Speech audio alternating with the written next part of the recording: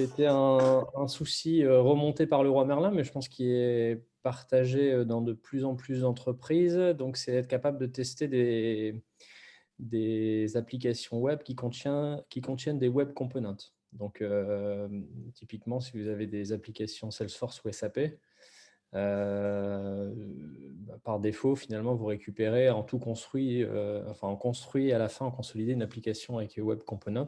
Et alors, comment est-ce que vous l'identifiez? En parsant le DOM, vous avez des pans entiers, enfin, des composants qui sont derrière des shadow routes. Donc, comme vous voyez là la petite copie d'écran.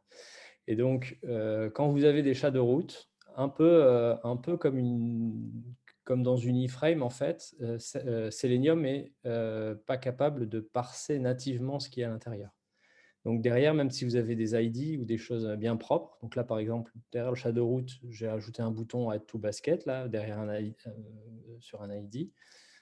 Si vous utilisez dans Cerberus ID égale Add to Basket, vous n'aurez pas de result.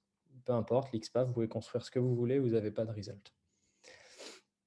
Donc, on a ajouté un nouveau type de sélecteur, un nouveau type d'identifieur, pardon. Vous avez ID égale, XPath égale, enfin tous ceux que vous connaissez. Donc, on a rajouté query selector égale. Donc, c'est une autre façon de déterminer ou de choisir des éléments via JavaScript. Alors après, Cerberus exécute une série de commandes JS parce qu'en fait, voilà, on récupère l'élément finalement en descendant dans le DOM.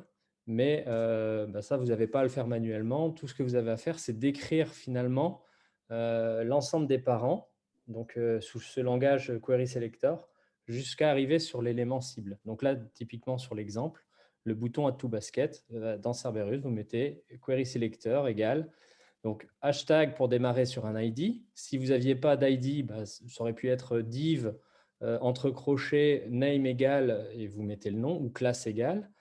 Donc là, il y avait un ID, donc c'était simple. Donc hashtag shadowroot product host, qui est l'élément qui est juste au-dessus du shadowroot. Le double chevron qui spécifie à Cerberus, vous descendez dans ce contexte. Et derrière, hashtag add to basket. Donc l'élément ID add to basket. Mais à cet endroit-là, pareil, si je n'ai pas d'ID, je peux mettre button. Si j'ai qu'un bouton, il me le ramènera, ou name, ou filtrer sur la classe. Enfin, c'est un peu moins flexible que le XPath, mais on a quasiment toutes les fonctionnalités. Et donc, j'ai fait deux petits exemples dans Cerberus. Donc, sur une petite application, voilà, maison. Tu peux l'ouvrir aussi, Benoît, si tu veux. Il y a l'URL, ouais. Donc, une petite application. Donc, si tu édites le DOM, tu as du Shadow DOM. Donc, pas sur le premier élément. Le premier élément, c'est directement dans la page. Mais effectivement, vous voyez que vous avez voilà, Shadow Root Customer, par exemple. Et dedans, vous avez voilà, du Shadow Root. Et donc, quand on lance un test, donc si on revient sur le cas de test, hop, j'ai fait donc un test. Donc, le premier où j'ouvre l'application et je clique sur ID égale login. Donc, on voit que l'élément est bien présent. Quand on exécute le cas de test, Selenium ne peut pas le retrouver.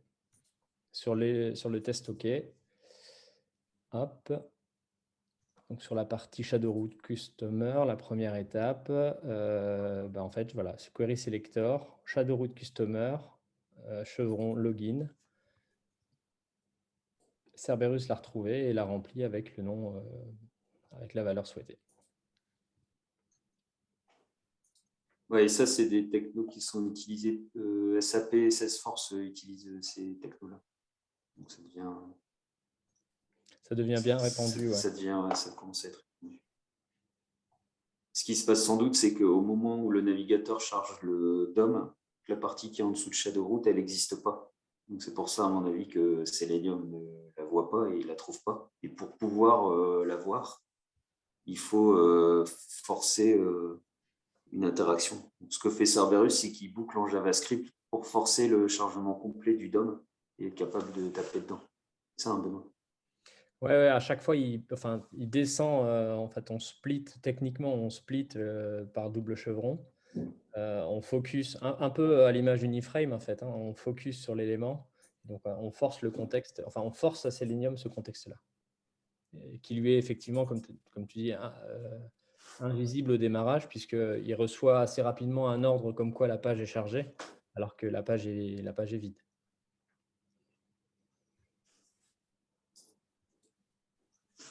Voilà, voilà.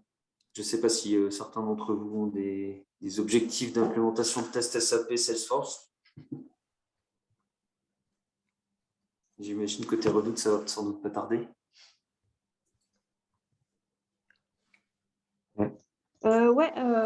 Pour l'instant, on ne nous l'a pas mis dans notre scope, mais j'aimerais bien faire un petit POC du coup. On va expliquer juste une petite interface pour tester cette feature du coup. Mais pour l'instant, ouais, ils nous ont demandé de ne pas faire de test sur l'interface SAP. Ouais. En tout cas, vous savez que si vous voulez en faire, c'est possible.